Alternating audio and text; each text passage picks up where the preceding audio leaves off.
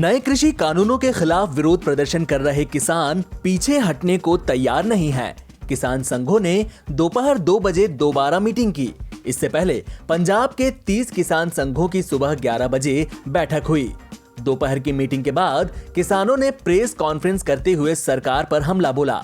किसानों ने कहा कि किसान अपने मन की बात मोदी को सुनाने आए हैं। हमारी बात नहीं सुनने पर उनको इसका नतीजा भुगतना होगा। किसानों ने कहा, मोदी जी मुंह में राम बगल में छुरी वाला काम कर रहे हैं। ये हरगिज मंजूर नहीं है। किसानों ने कहा कि ये आंदोलन किसी एक प्रदेश का नहीं है, ये आंदोलन किसी एक किसान का नहीं है, ये पूरे देश के किसानों का आंदोलन है।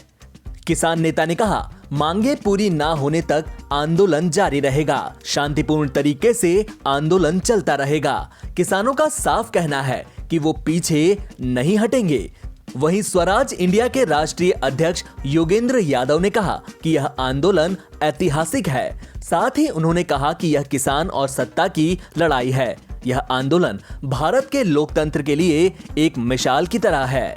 उन्होंने आगे कहा कि आज के दिन सवाल किसानों से पूछने से अच्छा है कि सरकार से पूछा जाए। यह सिर्फ पंजाब के किसानों का आंदोलन नहीं है, बल्कि 30 किसान संगठन आंदोलन कर रहे हैं। देश के कई राज्यों के किसान अपने जिला मुख्यालय में प्रदर्शन कर रहे हैं। कोरोना वैक्सीन पर काम कर रही 3 टीमों से पीएम मोदी ने सोमवार को वीडियो कॉन्फ्रेंसिंग के जरिए वैक्सीन के डेवलपमेंट को लेकर बातचीत की। पीएम मोदी ने 3 टीमों के साथ वर्चुअल मीटिंग की, जिसमें जेनोवा बायोफार्मा, बायोलॉजिकल ई और डॉक्टर रेड्डीज लैब शामिल हैं। इस दौरान पीएम मोदी ने कंपनियों को सुझाव दिया कि वे लोगों को कोविड-19 टीके के प्रभावी होने समेत इससे जुड़े अन्य मामलों को सरल भाषा में सूचित करने के लिए एक्स्ट्रा प्रयास करें। पीएम मोदी ने कंपनियों के विनियामक प्रक्रिया पर सुझाव देने की बात भी कही। साथ ही संबंधित विभागों के मुद्दों को सुलझाने के लिए उनके साथ काम करने की सलाह भी दी। पीएम मोदी की यह दूसरी ऐसी बातचीत है जो उन्होंने कोरोना वैक्सीन विकसित करने के लिए काम करने वाली टीमों के साथ की है। शनिवार को पीएम मोदी अहमदाबाद, हैदराबाद और पुणे में थे। उन्होंने कोरोना वायरस टीके के विकास और निर्माण की प्रक्रिया की समीक्षा करने के लिए इन शहरों का दौरा किया था। दिल्ली के मुख्यमंत्री अरविंद केजरीवाल ने कोरोना वायरस के सबसे सटीक और विश्वसनीय RT-PCR टेस्ट को सत्ता करने की कवायद शुरू की है। उन्होंने सोमवार को संबंधित मंत्रालय और अधिकारियों को निर्देश दिए कि RT-PCR की जांच के दाम घटाए जाएं। कोरोना वायरस की जांच के लिए भी RT-PCR टेस्ट के साथ रैपिड एंटीजन टेस्ट किया जाता है। केजरीवाल ने कहा कि सरकारी अस्पताल में तो कोरोना का RT-PCR टेस्ट फ्री में किया जा रहा है, लेकिन निजी अस्पतालों में भी इसकी कीमत घटाने के लिए निर्देश दिए गए हैं। ऐसा माना जा रहा है कि प्राइवेट अस्पतालों में RT-PCR टेस्ट की कीमत घटने से ज्यादा लोग कोविड-19 की यह जांच कराने को प्रोत्साहित होंगे। जांच का दायरा बढ़ने से कोरोना संक्रमण को थामने में भी मदद मिलेगी। गौरतलब है कि दिल्ली में कोरोना संक्रमण दोबारा तेजी से होने के साथ ही केजरीवाल सरकार टेस्ट का दायरा बढ़ाने में जुटी हुई है, ताकि संक्रमित व्यक्ति द्वारा दूसरों के बीच वायरस फैलने से पहले ही उसे चिन्हित किया जा सके। केंद्रीय स्वास्थ्य मंत्री डॉक्टर हर्षवर्धन ने बताया कि अगले साल शुरू होने के बाद संभावना है कि शुरुआती 3 से 4 महीने में हम देश के लोगों को कोरोना वैक्सीन उपलब्ध करा दें।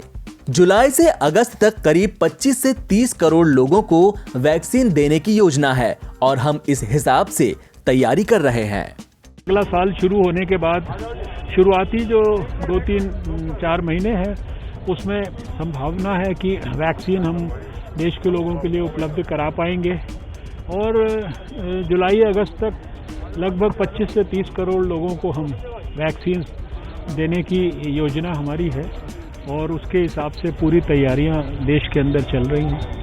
आप कुछ भी करें, कहीं पर भी करें, लेकिन जो कोविड एप्रोप्रिएट बिहेवियर है, मास्क लगाना है या 2 गज की दूरी मेंटेन करना है, इन बातों को कभी किसी भी परिस्थिति में ना भूलें।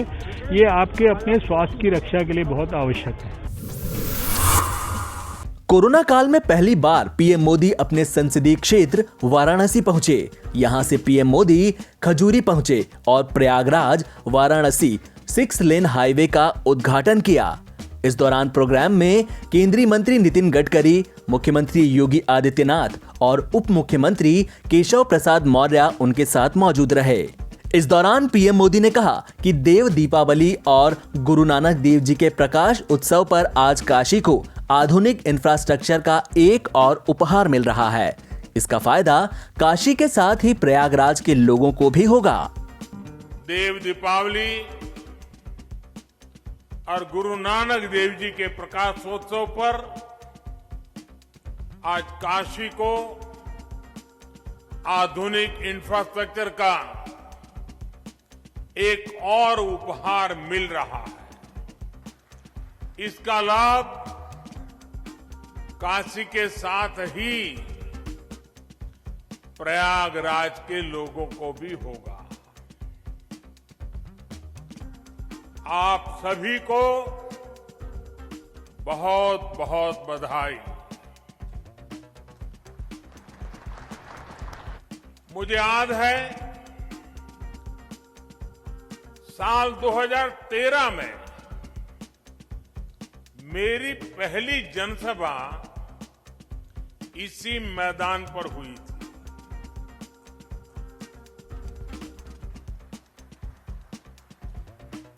और तब यहां से गुजरने वाला हाईवे 4 लेन का था। आज बाबा विश्वनाथ के आशीर्वाद से ये हाईवे 6 लेन का हो चुका है। बीते वर्षों में काशी के सुंदरीकरण के साथ साथ यहां की कनेक्टिविटी पर जो काम हुआ है उसका लाभ अब सब दूर दिखाई दे रहा है। नई हाईवे बनाना हो, पुल फ्लाईओवर बनाना हो, ट्रैफिक जाम कम करने के लिए रास्तों को चौड़ा करना हो, जितना काम बनारस और आसपास के इलाके में अभी हो रहा है उतना आजादी के बाद कभी नहीं हुआ। बनारस का सेवक होने के नाते मेरा प्रयास यही है कि बनारस के लोगों की दिक्कतें कम हो, उनका जीवन और आसान बने।